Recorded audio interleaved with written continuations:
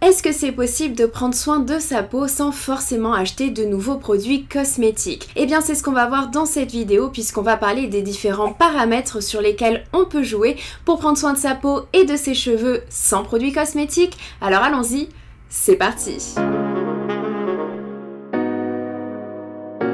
Hey, salut à toi et bienvenue dans cette nouvelle vidéo. Si tu ne me connais pas, je suis Bérangère, ingénieure chimiste spécialisée en cosmétiques et du coup le but de ma chaîne c'est de vulgariser la science des cosmétiques pour t'en apprendre un petit peu plus sur les produits cosmétiques. Alors si c'est un sujet qui t'intéresse, n'oublie surtout pas de t'abonner à ma chaîne et d'activer la cloche pour recevoir une notification dès la mise en ligne d'une nouvelle vidéo. Mais aujourd'hui dans cette vidéo, on va pas tant parler que ça cosmétique puisque on va voir s'il est possible de prendre soin de sa peau et soin de ses cheveux sans forcément parler cosmétique. Et le premier paramètre sur lequel on peut venir travailler, tu t'en doutes très certainement, surtout si tu es un habitué de ma chaîne, puisque le soleil c'est bien entendu la cause numéro 1 du vieillissement cutané. Donc la première chose que tu dois faire c'est éviter de surexposer ta peau et tes cheveux au soleil et tu peux éventuellement porter des habits anti-UV, une casquette ou alors un chapeau pour te protéger du soleil. Puisque le soleil émet notamment différents rayonnements, il émet des UVB, des UVA, la lumière visible ainsi que les infrarouges et ces différents rayonnements peuvent engendrer des dégâts sur notre peau et notamment engendrer la création d'espèces très réactives qu'on appelle des radicaux libres. Ces radicaux libres vont aller oxyder nos cellules, vont aller modifier l'ADN de nos cellules, ce qui peut causer leur mort et donc engendrer un vieillissement cutané. Alors ce qu'il faut retenir c'est que le soleil c'est donc la cause numéro 1 du vieillissement cutané, mais par là il ne faut pas comprendre uniquement les rides. Bien entendu qu'il va diminuer la production de collagène dans la peau, ce qui va engendrer des rides plus visibles, mais le soleil va créer également des anomalies au niveau du teint, donc notamment engendrer des taches hyperpigmentées ou alors au contraire des taches hypopigmentées. Le soleil est également un facteur aggravant de certaines problématiques de peau comme par exemple la rosacée et bien entendu le plus important, le soleil est un facteur risque pour le cancer de la peau. Donc c'est primordial d'avoir ce réflexe de ne pas s'exposer sur des périodes prolongées et de venir porter si possible des habits anti-UV ou alors sinon une casquette et un chapeau puisque le soleil c'est également la cause d'altération la plus fréquente des cheveux. Le soleil engendre une dégradation des protéines et donc entraîne des cheveux plus fragiles, mais le soleil engendre également une dégradation des pigments. C'est pour cela que lorsque tu t'exposes au soleil, tu vas observer un éclaircissement de tes cheveux, d'où l'utilité encore une fois de porter une casquette ou alors un chapeau pour protéger également tes cheveux. Bien entendu, la vraie recommandation ici, c'est de venir porter une crème solaire et notamment une crème solaire au quotidien si tu souhaites diminuer le vieillissement accéléré de la peau puisque les études ont clairement montré que l'application d'une crème solaire permettait de diminuer le vieillissement. Mais avec cette vidéo, je voulais notamment insister sur le fait que la crème solaire, ce n'est pas un produit qui permet de rester plus longtemps au soleil. La première chose à faire, c'est d'éviter la surexposition. Ensuite, on va parler hydratation. Et par hydratation, j'entends ici boire de l'eau, puisqu'il y a une phrase qui revient très fréquemment, c'est je vais boire de l'eau pour hydrater ma peau de l'intérieur. Alors effectivement, les études ont montré qu'il y a un lien entre l'hydratation, donc boire de l'eau, et l'état de santé de la peau. Mais celles-ci ont montré qu'il y avait uniquement des effets bénéfiques à boire plus d'eau lorsque ta consommation de base est très faible. C'est-à-dire que si tu suis déjà les recommandations et que tu bois suffisamment d'eau tous les jours, eh bien boire plus d'eau, ça ne va pas avoir d'effet bénéfique sur ta peau. Puisque lorsque tu bois de l'eau, en fait celle-ci ne va pas automatiquement dans ta peau, mais elle va hydrater tout simplement le corps entier. Donc dans un sens, ce mythe ne vient pas forcément de nulle part puisque oui, dans les cas de déshydratation, la peau va perdre de son élasticité, donc de suite quand tu vas boire de l'eau, tu vas avoir un impact sur l'apparence de ta peau. Mais c'est uniquement dans les cas de déshydratation. Donc je te conseille tout simplement de boire de l'eau en fonction des diverses recommandations puisque l'eau c'est nécessaire pour le bon fonctionnement de ton corps, mais ça sert à rien de boire davantage d'eau puisque cela n'aura probablement pas d'impact sur l'apparence de ta peau. Du coup, maintenant qu'on a vu un petit peu le fait de boire de l'eau, si ça avait un impact ou non sur la peau, on va bien évidemment parler de l'alimentation. Et là, c'est un sujet sur lequel on trouve beaucoup de fausses informations, ou plutôt des informations assez inexactes. Donc pour faire très simple, ce qu'il faut retenir avec l'alimentation, c'est bien entendu la base, ça reste qu'il faut avoir une alimentation variée et équilibrée avec des fruits et des légumes pour avoir tous les nutriments, les vitamines, les minéraux, les antioxydants qui sont nécessaires au bon fonctionnement de notre peau. Si jamais tu as du mal avec l'alimentation, que tu ne sais pas quels sont les meilleurs produits à acheter, je te conseille tout simplement d'aller voir un nutritionniste qui pourra grandement t'aider à établir une liste de courses, une liste de repas qui conviendront à tes besoins. Ce qu'on peut dire avec certitude au sujet de l'alimentation, c'est que aujourd'hui, on sait très bien que la malnutrition et les déficiences ont un impact sur la peau mais également sur les cheveux, puisque des déficiences peuvent engendrer une perte de cheveux par exemple. Mais au sujet des informations que l'on retrouve notamment sur l'acné, comme quoi les produits laitiers ou alors le chocolat pourraient engendrer de l'acné, j'avais déjà parlé dans une de mes précédentes vidéos, la consommation de produits laitiers ou alors de chocolat n'allait pas forcément aggraver ton acné. Alors ça ne veut pas dire qu'il n'y a pas de lien du tout, puisque honnêtement les études au sujet de l'alimentation, du rôle de l'alimentation dans l'état de santé de la peau sont extrêmement difficiles à mettre en place.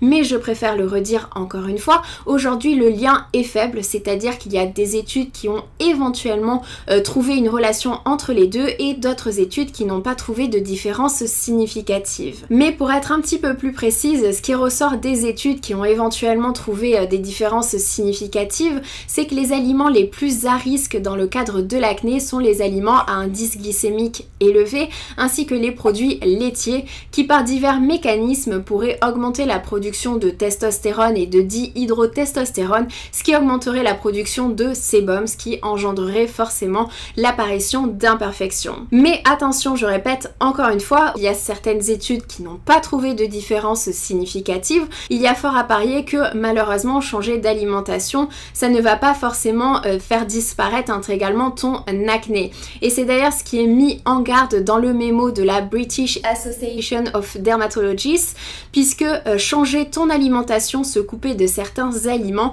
peut engendrer à son tour des problèmes de santé. Donc surtout si tu remarques que sur toi il y a certains aliments qui peuvent faire en sorte que tu as plus de boutons, je te suggère d'en parler à un professionnel, d'en parler à un médecin, à un nutritionniste qui pourra t'aider éventuellement à revoir ton alimentation de façon à ce que tu n'aies pas de carence. Le lien entre la nutrition et l'état de santé de la peau, c'est un sujet qui est fascinant mais qui est malheureusement conflictuel à l'heure d'aujourd'hui.